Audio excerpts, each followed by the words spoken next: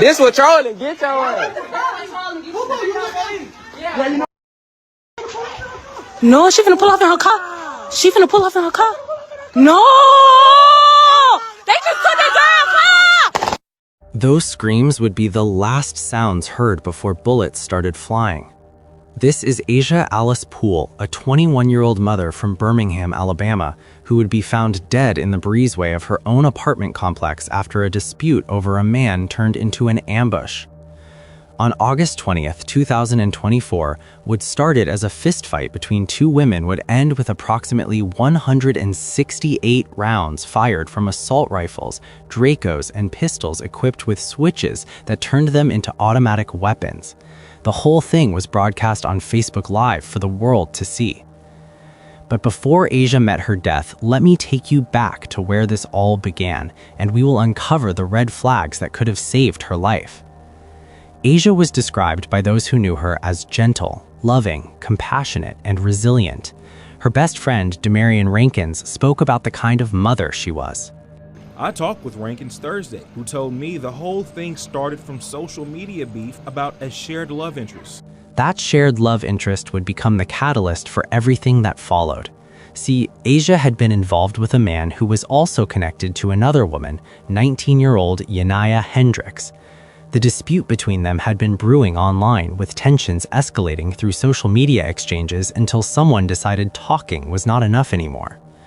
What makes this even more tragic is understanding what Asia was dealing with at the time. Just weeks before her death on July 26, 2024, the father of her 4-year-old daughter, Aria, had passed away at just 21 years old. Asia had already lost her own mother before that, so here she was, a young woman trying to raise her little girl alone, a daughter who had just started pre-kindergarten that very week, and now she was being dragged into a conflict that would cost her everything. The location where this all went down tells its own story. Monarch Ridge Apartments, formerly known as Valley Brook, sits on Gallant Drive in East Birmingham. This was not some quiet neighborhood, and the complex had a documented history of violence, with prior shootings so severe that the security guard shack had to be boarded up. Neighbors described it as a place where gunfire was not uncommon, where residents lived in constant fear. In 2021, the city of Birmingham actually sued the property over violence, and a settlement was reached that included an agreement to link the property's cameras to the real-time crime center. But here's the thing. Those cameras were never actually fed into the system like they were supposed to.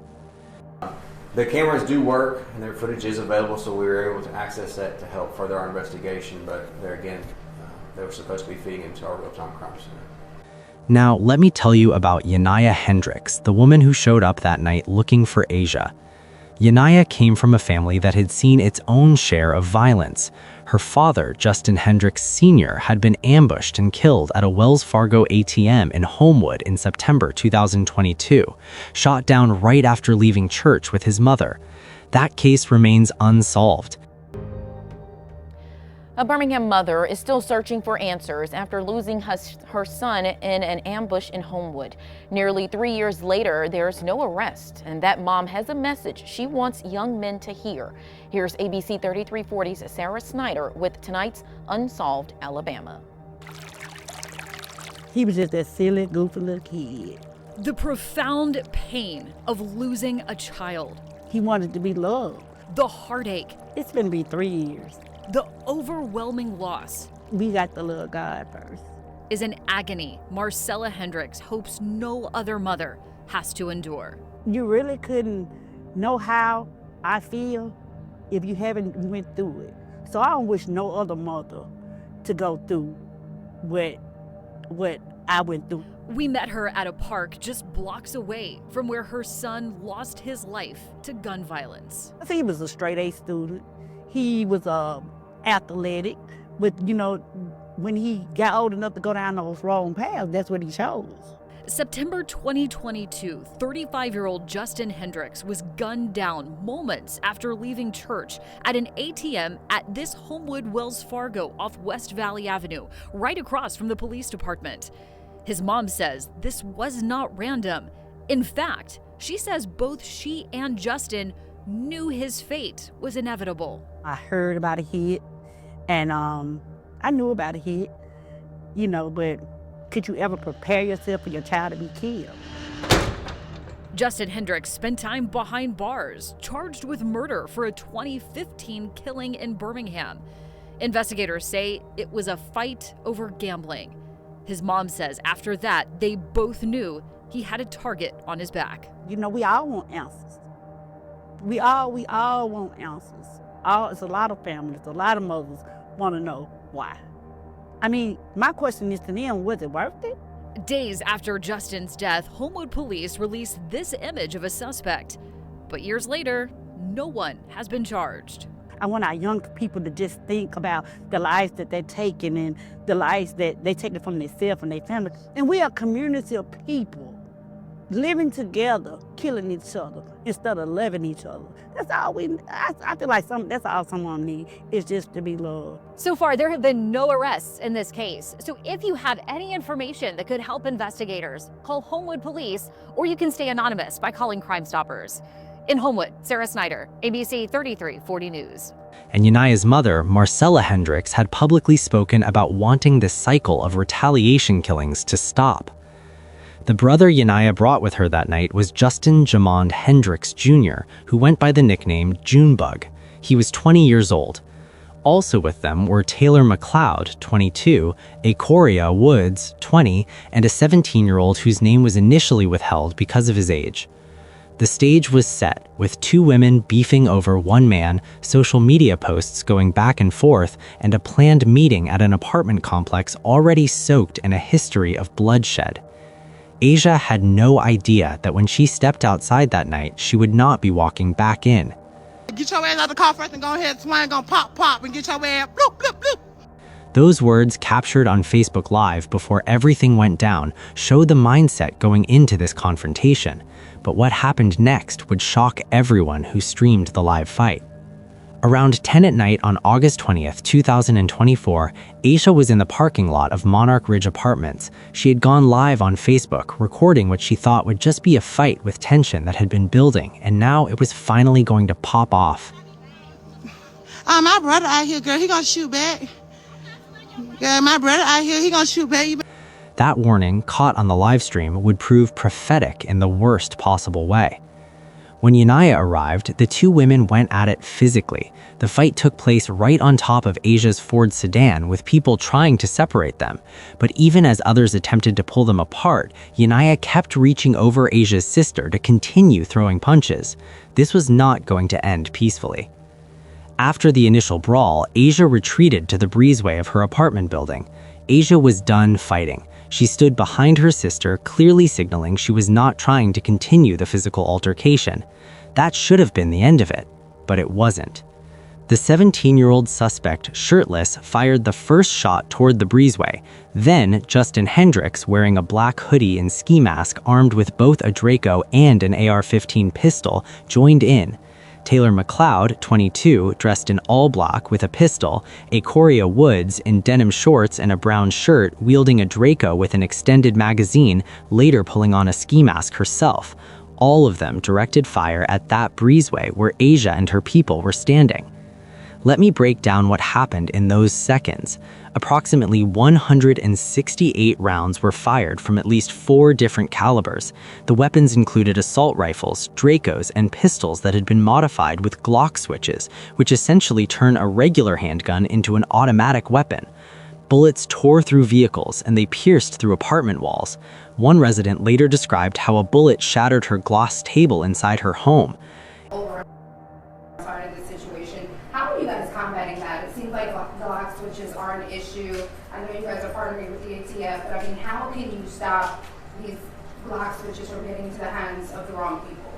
That's a challenge. In all that chaos, Asia was hit once, a single gunshot to the back, likely from a pistol round.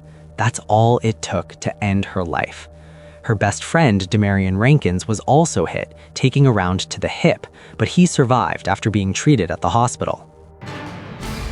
Breaking overnight, a fight turns deadly in Birmingham, leaving one woman dead, another person in the hospital, and this is new video showing police on scene, searching for clues there overnight on Gallant Drive. GMA's Kyra Purvis live outside Birmingham Police Headquarters downtown. Kyra, officers still have questions about what happened overnight. Yes, Tony, Birmingham police say they received the call just after 10 o'clock last night of shots fired on Gallant Drive. When they arrived, they found a woman suffering from a gunshot wound. That woman then died on the scene. Investigators say a fight started between multiple people when those shots were fired. A second person was also shot. They were taken to UAB hospital with injuries. Investigators say the victim's vehicle was then stolen. It was later found on Centerpoint Parkway. Sergeant Laquita Wade with BPD says it appears multiple people saw the shooting.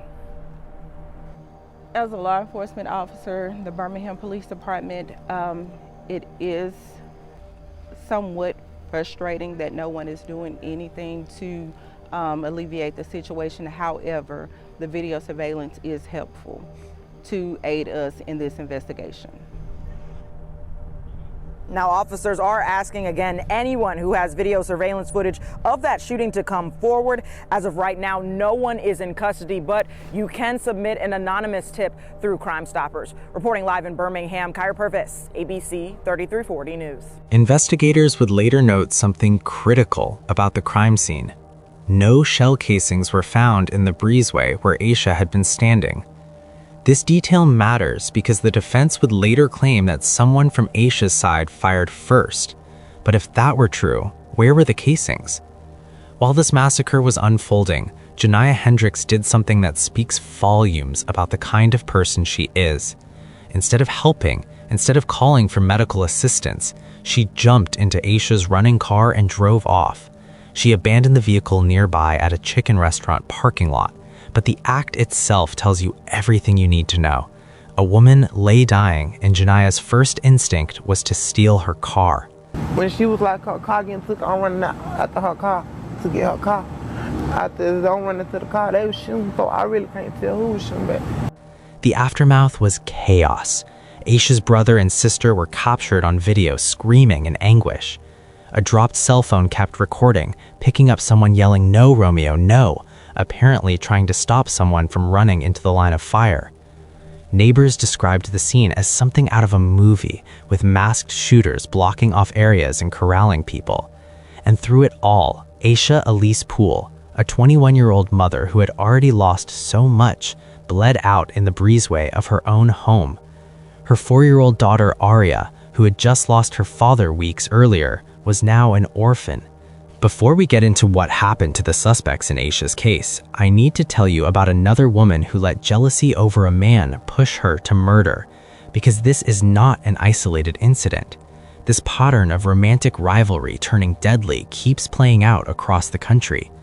In May 2022, a yoga instructor named Caitlin Armstrong became obsessed with the idea that her boyfriend, Colin Strickland, was still involved with his ex, a professional cyclist named Anna Mariah Wilson, who went by Mo. Armstrong used the Strava fitness app to track Wilson's location, monitoring her movements the same way Janiyah and her people used social media to coordinate their confrontation with Aisha. When Wilson came to Austin, Texas to prepare for a race, Armstrong followed through on the rage she had been building. She shot Wilson 3 times, twice in the head and once in the chest, killing her inside a friend's home. Then Armstrong fled the country, using her sister's passport to escape to Costa Rica, where she got plastic surgery to change her appearance and posed as a yoga teacher under fake names. U.S. Marshals caught her 43 days later after she answered an ad they posted looking for a yoga instructor. The suspect on the run after a suspected deadly shooting of a Vermont cyclist in mid-May is arrested, and we are just hearing from U.S. Marshals. They found 34-year-old Caitlin Armstrong at a hostel in Costa Rica yesterday. More than 80 tips had been received. Armstrong is accused of killing Anna Mariah Wilson at an Austin, Texas home. Marshals' office say the process became difficult at times given the length of the investigation, but with help from many different international officials, they were able to find and arrest her. We were able to handle that challenge with the assistance of the, international operations with the Marshal Service, where they have that communication established with foreign officials and diplomatic security.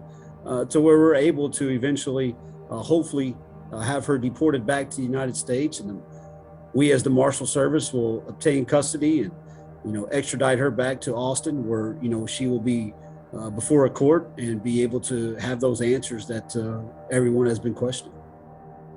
Wilson was found dead May 11th. Armstrong has been on the run since. She was briefly seen at an airport in Newark using a fake passport to fly to Costa Rica May 18th. Her case went cold at that point until today. In November 2023, a jury convicted her of first-degree murder and sentenced her to 90 years in prison. She will not be eligible for parole until she has served 30 years. In trial, the nation has watched. One day after being found guilty of murdering pro cyclist Mo Wilson, Caitlin Armstrong received her prison sentence today. 90 years behind bars and a $10,000 fine. Brianna Hollis has covered this case from the beginning. Bree, how long did it take for the jury to come to this decision? So it took them about 3.5 hours to come to that decision on 90 years. And defendants are eligible for parole in either half the time of their sentence or 30 years, whichever is shorter.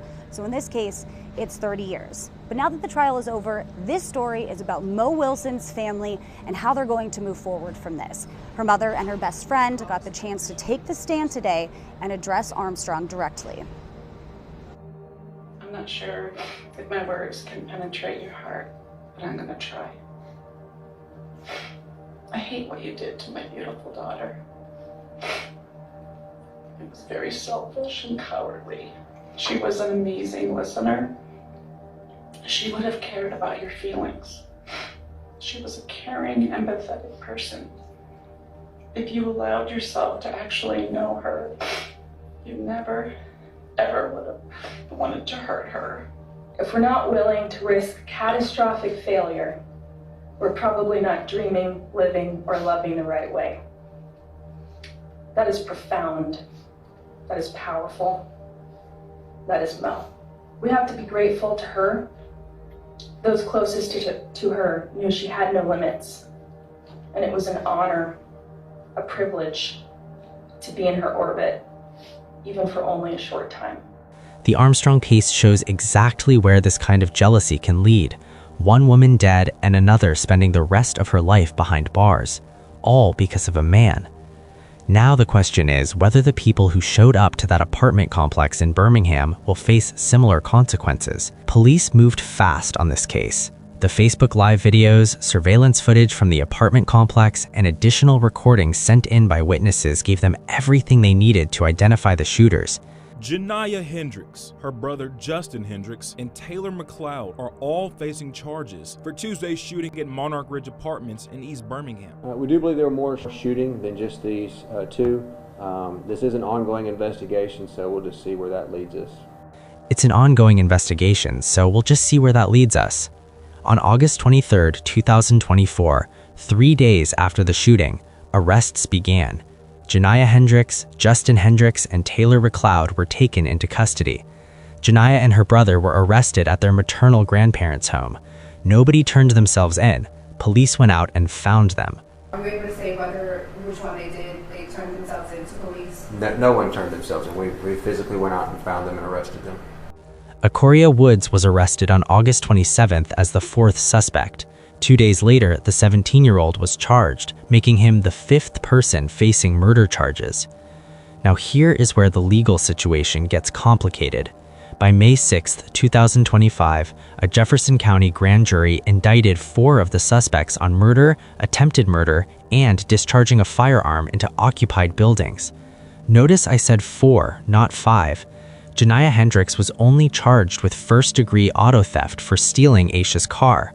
She posted a $30,000 bond and walked out.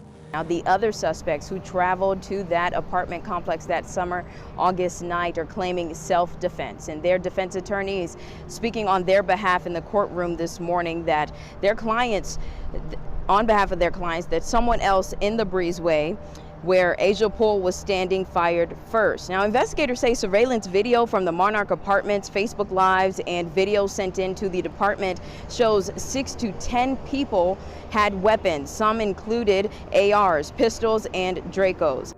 The defense attorneys immediately started pushing a self-defense narrative. They argued that someone from Aisha's group fired first, pointing to the fact that 6 to 10 people at the scene had weapons, including Aisha's brother, who reportedly had a Draco. But here is the problem with that argument. Aisha's brother allegedly never fired his weapon, according to a witness on scene, and again, no shell casings were found in the breezeway. Now, one of the attorneys asked the detective if they asked or tested the gun ballistics for the 4 other people who were in the breezeway. He said no, and that another witness on scene told police she never saw Asia's brother fire his gun. When asked, have investigators interviewed Asia's brother, the investigator said they set up a time with him, but he never showed up. That last detail matters. Aisha's brother was supposed to meet with investigators but never showed up for the interview. That absence has given the defense ammunition to claim the investigation was incomplete. In November 2025, Aquaria Woods pleaded not guilty by reason of mental disease or defect and was denied youthful offender status. She had been released on a $250,000 bond with electronic monitoring back in October 2024. Justin Hendricks and Taylor McLeod remain in jail without bond. Justin also faces unrelated charges from September 2025 for attempted murder, conspiracy, and shooting into vehicles in a separate case. Defense attorneys have been bold in their predictions. One attorney stated there is no chance any of the suspects will be convicted of murder, citing the self-defense claims and the fact that ballistics testing has not yet identified which specific weapon fired the fatal bullet. As of today, no trial date has been set. Ballistics remain pending. 3 unidentified masked men with guns who were seen that night have never been caught, and the investigation continues. This case sits against a devastating backdrop. Birmingham recorded 151 homicides in 2024, the deadliest year in the city's history. Aisha Poole became one of those statistics.